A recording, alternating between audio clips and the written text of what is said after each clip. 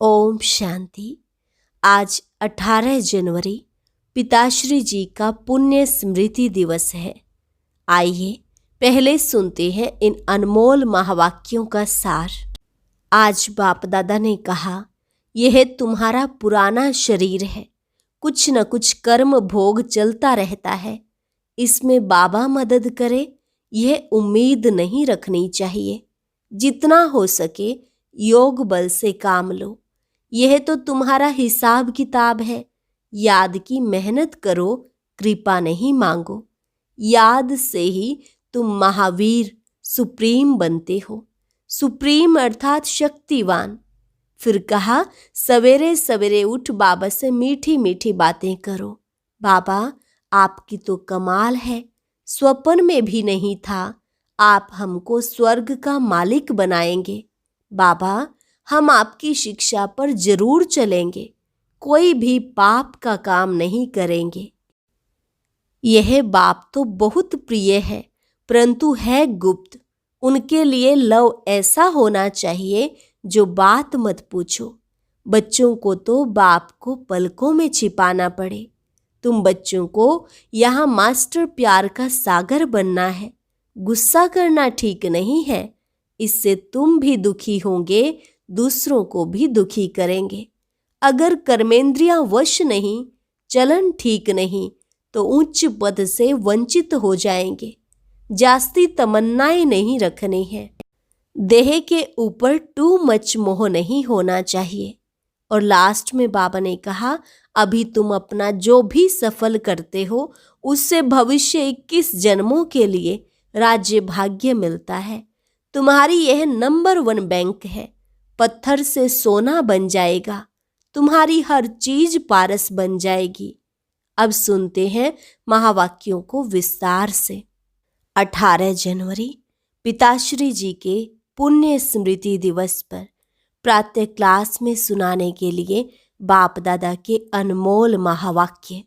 मीठे बच्चे, एक बाप की याद से तुम्हें सुप्रीम बनना है, तो भूले चूके भी किसी और को याद नहीं करना। ओम शांति। बेहद का बाप बैठ बच्चों को समझाते हैं।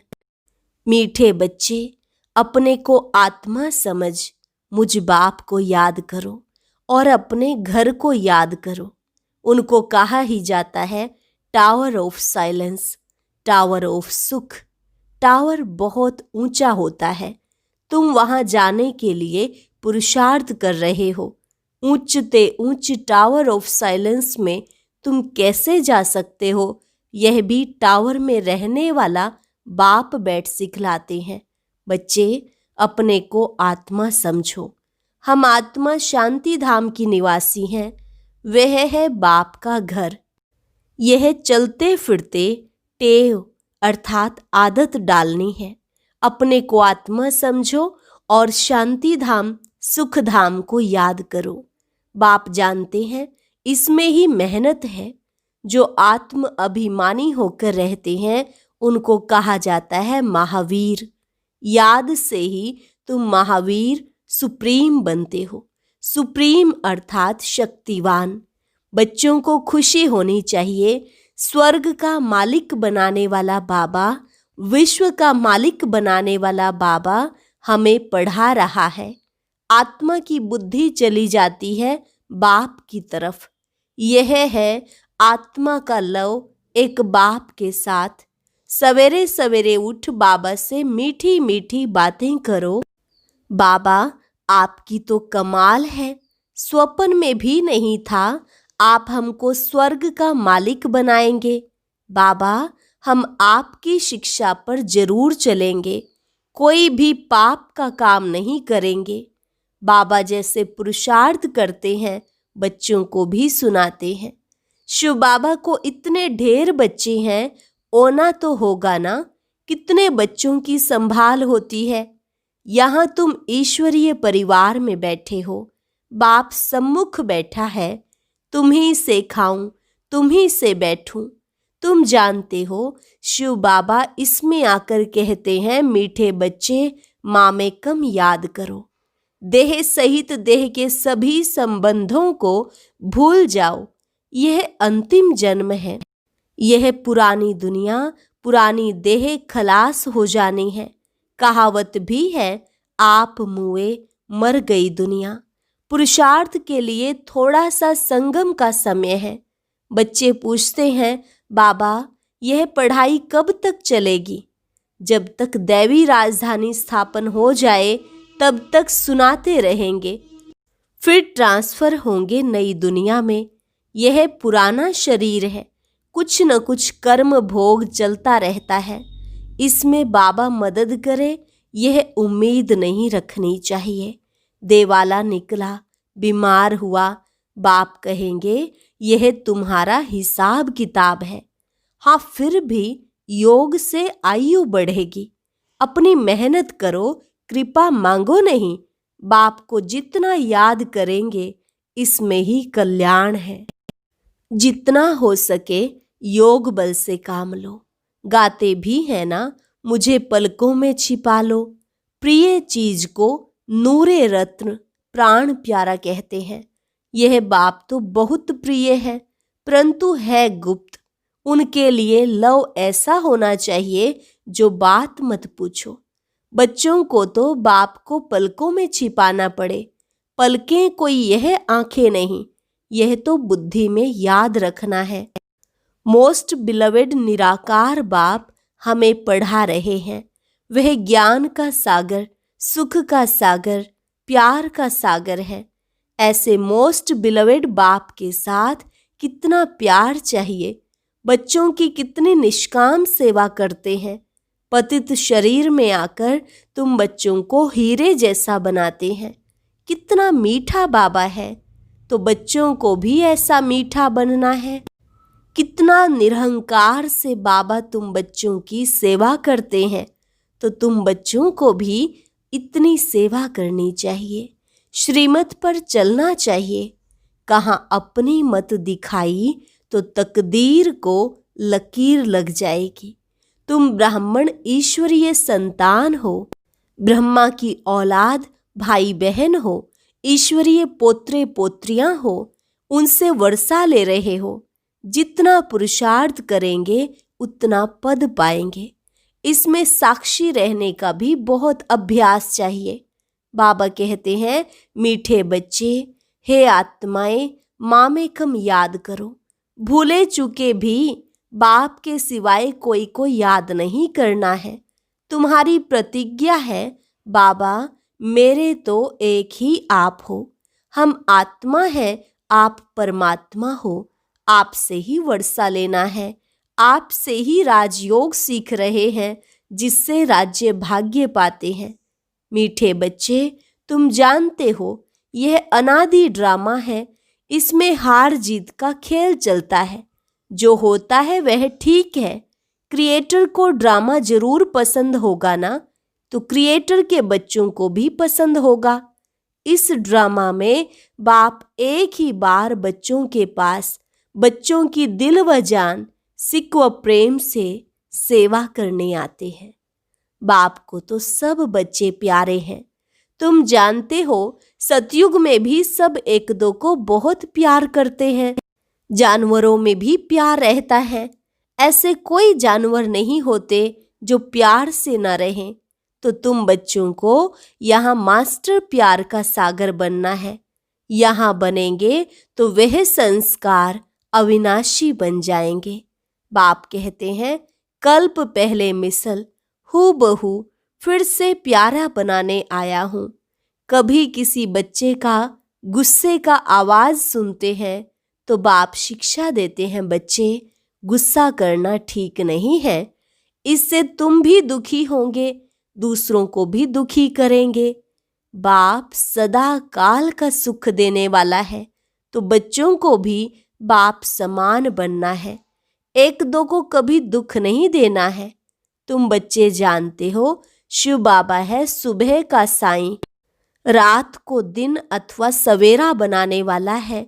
साईं कहा जाता है बेहद के बाप को। वह एक ही साईं बाबा भोलानाथ शिव बाबा है। नाम ही है भोलानाथ।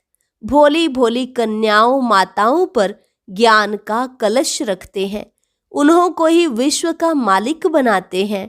कितना सहज उपाय बताते हैं, कितना प्यार से तुम्हारी ज्ञान की पालना करते हैं।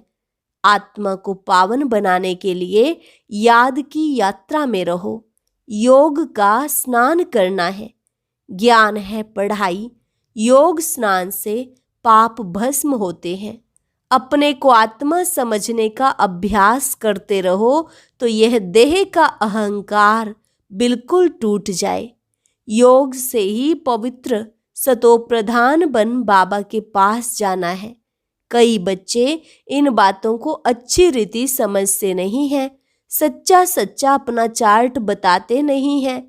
आधा कल्प झूठी दुनिया में रहे हैं तो झूठ जैसे अंदर जम गया है।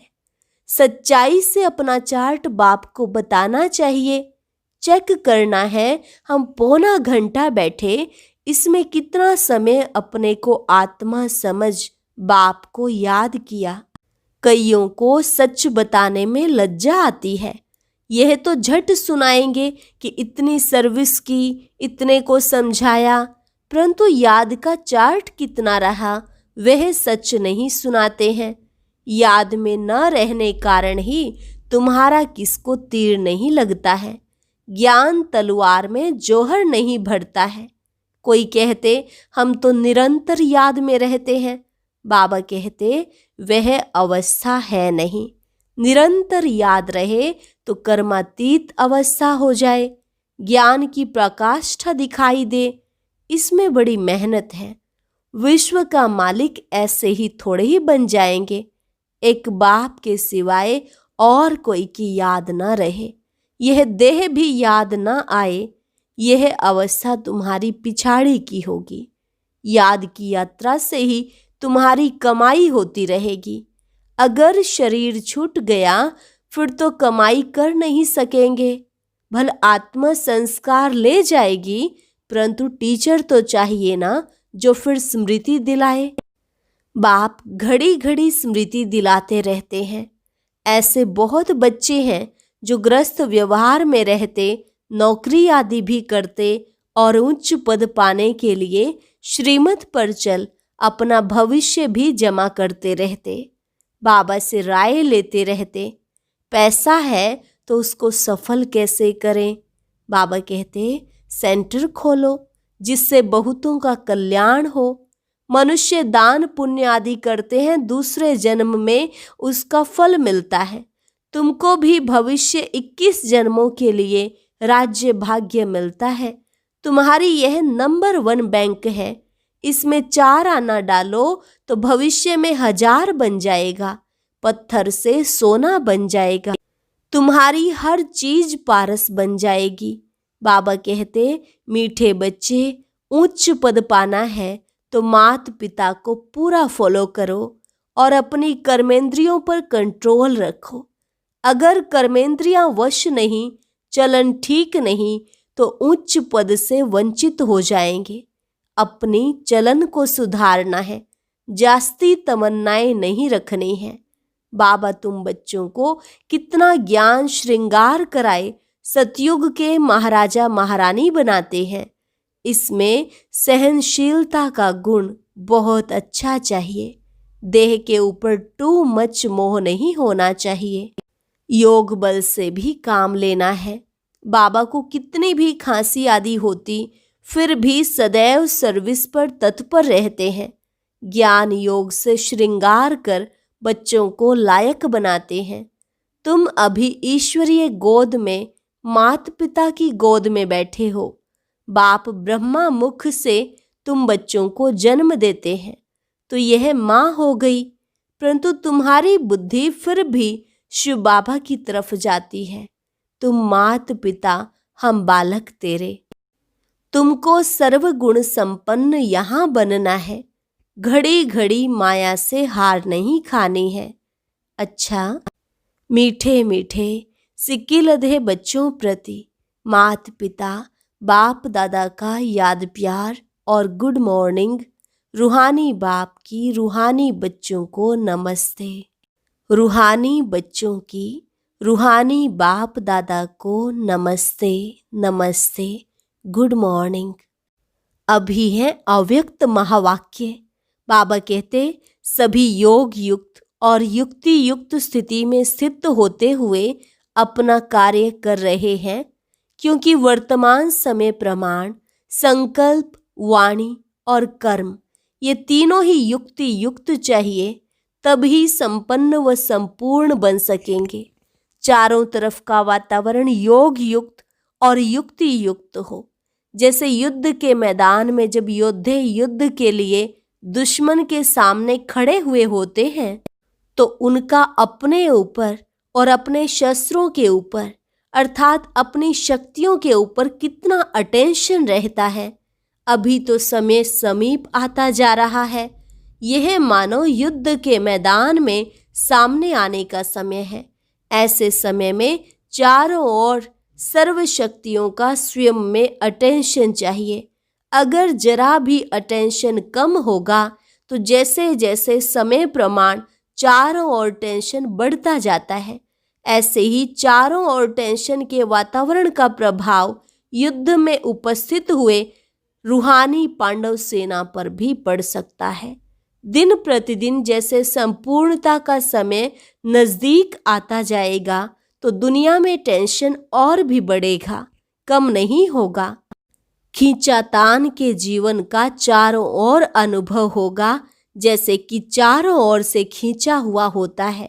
एक तरफ से प्रकृति की छोटी छोटी आपदाओं के नुकसान का टेंशन, दूसरी तरफ इस दुनिया की गवर्नमेंट के कड़े लॉज का टेंशन, तीसरी तरफ व्यवहार में कमी का टेंशन, और चौथी तरफ जो लौकिक संबंधी आदि से स्नेह और फ्रीडम होने के कारण खुशी की भासना अल्पकाल के लिए रहती है, वह भी समाप्त होकर भय की अनुभूति के टेंशन में चारों ओर का टेंशन लोगों में बढ़ना है।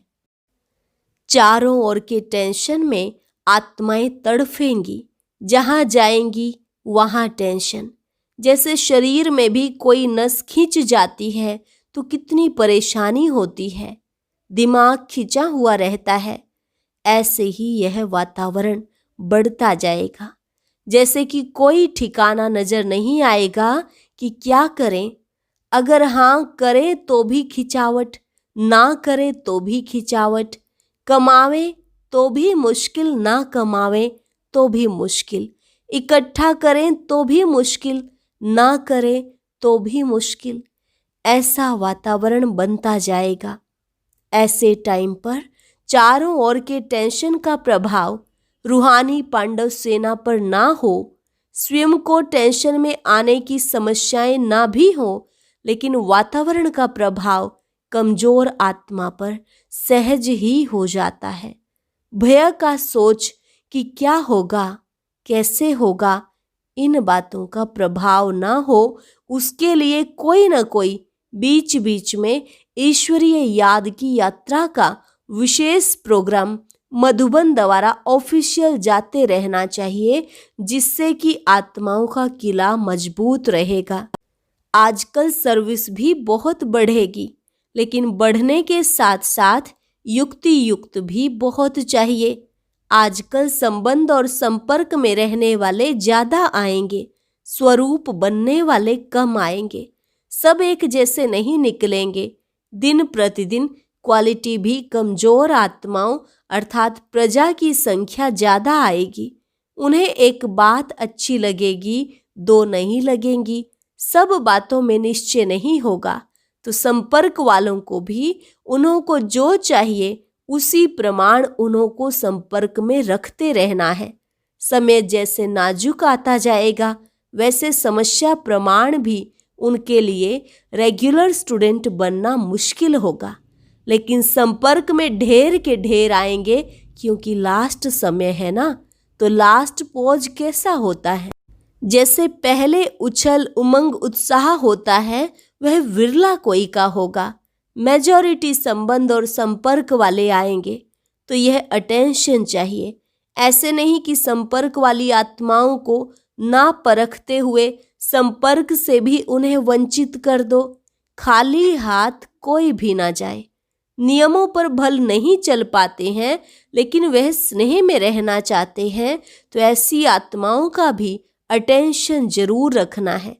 समझ लेना चाहिए कि यह ग्रुप इसी प्रमाण तीसरी स्टेज वाला है, तो उन्हों को भी उसी प्रमाण हैंडलिंग मिलनी चाहिए। अच्छा, ओम शांति। वरदान है आज का, स्नेह के पीछे सर्व कमजोरियों को कुर्बान करने वाले समर्थी स्वरूप भव। स्नेह के पीछे सर्व कमजोरियों को कुर्बान करने वाले समर्थी स्वरूप भव। स्नेह की निशानी है कुर्बानी। स्नेह के पीछे कुर्बान करने में कोई मुश्किल व असंभव बात भी संभव और सहज अनुभव होती है। तो समर्थी स्वरूप के वरदान द्वारा सर्व कमजोरियों को मजबूरी से नहीं, दिल से कुर्बान करो, क्योंकि सत्य बाप के पास सत्य ही स्वीकार होता है। तो सिर्फ बाप के स्नेह के गीत नहीं गाओ, लेकिन स्वयं बाप समान अव्यक्त स्थिति स्वरूप बनो, जो सब आपके गीत गाएं। स्लोगन, संकल्प व स्वप्न में भी एक दिलाराम की याद रहे, तब कहेंगे सच्चे तपस्वी। संकल्प व स्वप्न में भी एक दिलाराम की याद रहे, तब कहेंगे सच्चे तपस्वी। और अभी एक जरूरी सूचना, आज साईं बाबा मिलन भी होगा और दिन भर 18 घंटे निरंतर योग भट्ठी चलती रहेगी, जो कि अभी भी चल रही है।